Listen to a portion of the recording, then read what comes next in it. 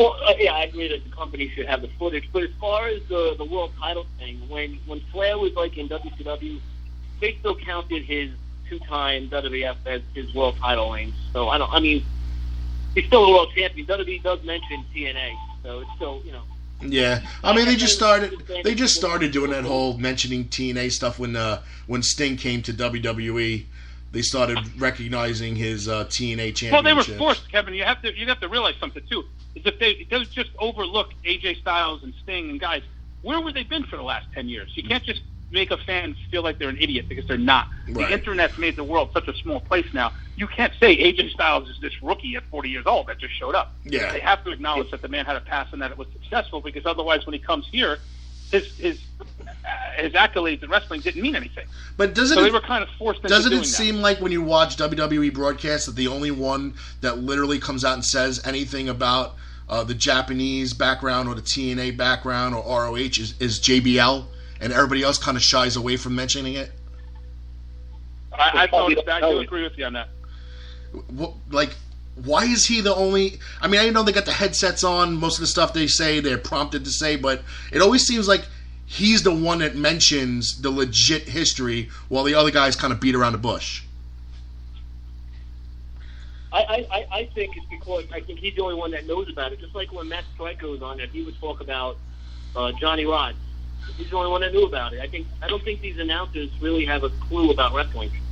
They're not as knowledgeable as Jim Ross or Mike Tenay or Gordon Soley, Bob Cottle. These guys are just hired to broadcast the show. Okay. All right. Rick, before I let you go, I'm going to give you a little platform to promote whatever you want to promote right now. October 22nd, Philadelphia, ECW Arena, 2300 Arena, first ever Acid Cup. You're going to see guys from different promotions all over the country. Mm-hmm. One night. It's it's an amazing show. There's some people out there that didn't like the idea that we were running this to honor Trent, but tough. My other forum that I'm starting is David Marquez runs Championship Wrestling Hollywood, Championship Wrestling all over the country. He's got a bunch of different locations, and he asked me to help him here in Nashville, Tennessee. We're going to be running December 3rd. Our main event is Jerry the King Lawler versus Brian Christopher, managed by Bill Dundee. We dug up PG-13 is making a return to tag team action that night. Like I said, all the legends of Memphis Wrestling are going to be there. And Jerry Lynn is coming down to be part of the show. Dutch Mantel is going to be on it. And we're going to run the Nashville Fairgrounds, which is a dream of mine. I love to run historical buildings, and ECW is going to get crossed off the list, and Nashville Fairgrounds is coming up. So if you want, check us out at Championship Wrestling from Nashville. Championship Wrestling from Tennessee on Facebook. David started a page, and the website's coming soon. All right. I appreciate it, Rick, and we'll definitely keep in touch with you about future things. Thank you, guys. I'll talk to you soon, Joe. Thank you very much. Good luck with everything. Good luck with you, Ricky. Yeah. Thanks.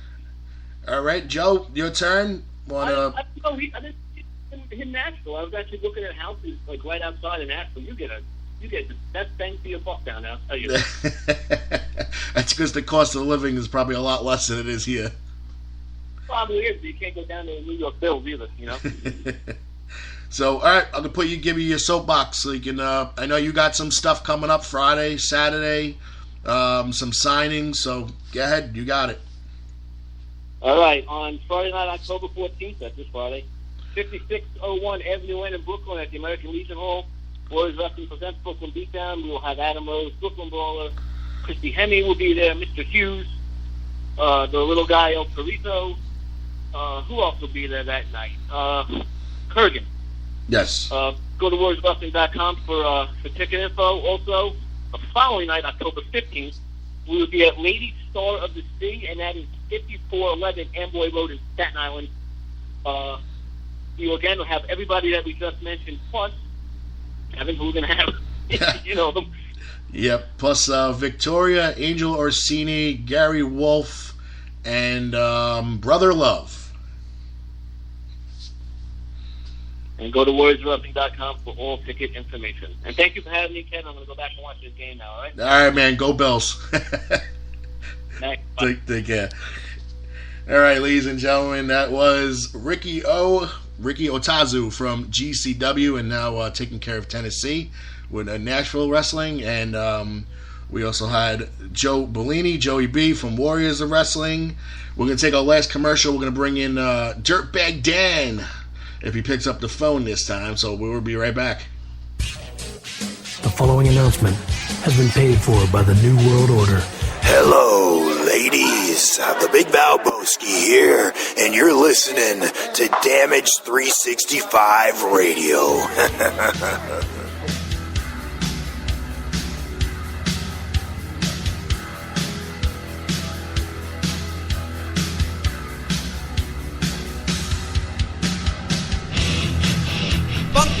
Wrestling Superstore, selling wrestling memorabilia from all around the world, including WWE, TNA, Japan, Mexico, and the very best of the independents. They've got action figures, DVDs, autographed memorabilia, t-shirts, and more. Plus, stop in and get tickets for great promotions like UWA Elite, CZW, and many others. Located indoors at the world-famous Englishtown Flea Market. Green Building, booth number 35 on 90 Wilson Avenue, Manalapan Township, New Jersey. Open every Saturday and Sunday, 8 a.m. to 4 p.m. Log on to Facebook.com/Funkenstein Inc. for more information.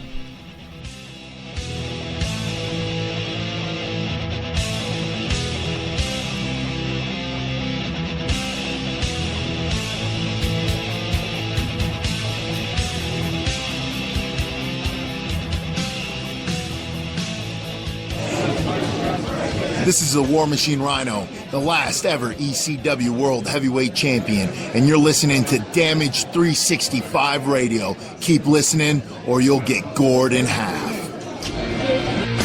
WarriorsOfWrestling.com. See roster profiles of past and present Warriors of Wrestling stars. Over 50 highlight videos of Warriors of Wrestling events, full-length matches, order tickets to future Warriors of Wrestling events, and an extensive DVD collection featuring past events, compilations, documentaries, and much, much more. Only at WarriorsOfWrestling.com.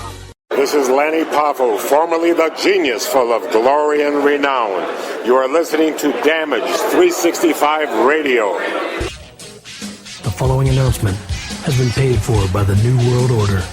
And welcome back, everybody. Thanks to our sponsors out there, WarriorsOfWrestling.com, the Funkenstein Wrestling Superstore, Esposito's Pizza and Pasta, and 2K Pro. We want to welcome in at this time one half of the Warriors of Wrestling Tag Team Champions, Dirtbag Dan. Welcome to the show, Dan. What's going on? This is the Dirtologist, the man that follows Dirtology, Dirtbag Dan. So you've been wanting to come on the show for months, and we finally got you here. Oh, yeah. Well, I know you guys were talking a lot about the New York Athletic Commission, the new rules, this and that. I don't know if you guys want to hear a funny story about some YouTubers and the good old SWF. That would be the SWF Live? SWF Live in Avenel, where Rob Fury, I like Rob Fury. He does kind of run a shit show. I have fun with it, but this guy decided to take these guys from YouTube, the Grimm Show, and his boys that say they're trained. I don't know the whole story with these guys, but he'd rather book them over some actually talent that could be on a show. Well, these guys, go ahead. They did nothing to plug the show except themselves. So that goes to show you right there, what the fuck. I didn't know they were wrestling and all. I thought they were just doing a skit. They go out, they do some shit. It was crap. When I went out there with my stable, I got on the mic. I called out Fury, saying that he wouldn't book a certain person because he spoke his mind about how you want to have YouTubers on your show. It's one thing if you sell out the building. These guys are going to bring in 100 people, right? Right. They brought 10 people in. 10 fucking people. Not even worth it. Not even worth it. Like, oh, what did you make, $200? All right, are they plugging your promotion? No. Are they plugging your talent? No. They're just putting themselves over. You gave them a platform for themselves. They didn't do nothing for you. Well, we kind of, not really got into it directly with a conversation regarding SWF Live. We were just saying that with the new rule changes in New York with the Athletic Commission, that any companies that don't really pay their, kind of try to not pay their talent in years ago and years past, they would lose their license and they would not be able to put on shows. And, I know Rob in the past has had some issues with paying talent, and, he supposedly made good for it with everybody. And I've called him out on that before. Like, I show up to shows, I don't even get ready now because a lot of people know his past. And, brother, don't worry, I'll get you later. It's like, all right, well, when you get me later, I'll get dressed and I'll work because I'm not showing up here for nothing. Well, and nobody should. Nobody, unless you have a preempt agreement where, you're going to get money at the end of the month or whatever, you're going to do a couple of shows and you get paid at the end of the month, that's one thing. But if you're... I've worked shows for free knowing ahead of time, like, hey, listen, this is a charity event. All money's going to a proceed. You know, like, Warriors, we used to run an autism show every April. Yeah, not one person was like, you know what, Joe, or we're not going to work. You're not paying me, I'm not doing it. It was, this money is going to a good cause. We're going to work. We're going to go out there and give them a fucking 100%. Yeah, well, we have, I don't know if you're familiar, I think you're familiar with Colin West. He runs the CTW Charity Wrestling. Oh, yeah. He does a similar thing. He puts on a charity show. Everybody, works for free for the charity, and we try to bring in some talent to sign autographs at the table and donate proceeds and things like that. That's understandable, but when you're showing up to a regularly scheduled promoted show that you're supposed to get paid whatever it is you're supposed to get paid, and you're approached that they might not have the money, to me that's kind of ballsy. Or they try to cut you from the show knowing that they're not going to draw squat at the gate. To me, again, that's ballsy as well. Oh, 100%. It's more balls than anything. It's like, look, you're advertising $25 tickets. Right. You got a front row sold out. You got a $1,000 right there, and you're telling me you can't give me, the $50 you promised me, the $60, whatever it is you agreed on. Yeah, yeah, exactly. And now you're a guy who wrestles out of New York and New Jersey, and I know a lot of the new rules is like no taunting the crowd or something. Yeah, like now again, I've seen you at Warriors of Wrestling, and you guys you've seen the dirtbag Dan, and you've seen the new Dan as well, the purple trunk wearing Dan. The very small tights wearing Dan. The baby gap. And everybody loves the totally Caucasian gimmick. It's fun. It makes everybody laugh, and you guys know what you're doing in the ring, so it kind of it helps. And right we now get the comedy, and we can back it up with the wrestling as well. It's not just a joke. It's like we're making fun of ourselves at the same time, and we're going out there and we're putting on a show. We're putting on a good match for them. And you guys are right now the tag team champs with Warriors of Wrestling, but you got some of these rules now, which I don't think they don't really affect you because you guys are face right now. But if you guys ever took that heel turn where you started to kind of want to get under the skin of the fans, it's almost like you got to be two different characters if you were wrestling in New York one night compared to the following weekend in New Jersey. Yeah, exactly. I mean, these rules are getting out of control. I mean, I can kind of understand they want like ambulance there now, like a paramedic or whatnot. Yeah. I don't actually see a problem with that. I mean, they want doctors there already, but for safety reasons, I understand it. But I think it's a little outrageous. I mean, like price-wise, it's going to hurt a lot of companies, a lot of small companies. Right. Not everyone has. Even the larger companies, it's going to hurt because you got to find out that money's got to come from somewhere. So if you have no more room for tickets, for seats, it's got to come from somewhere. So that means there might be one less match booked that night that you really wanted because you got to use that $100 to pay an EMT to stand there for 4 hours. And honestly, I'm thinking just to contact an FDNY personnel to have them put an ambulance aside for the night is not going to be cheap. No, they're probably going to have to go with somebody like Richmond County Ambulance or Rescue. One of the small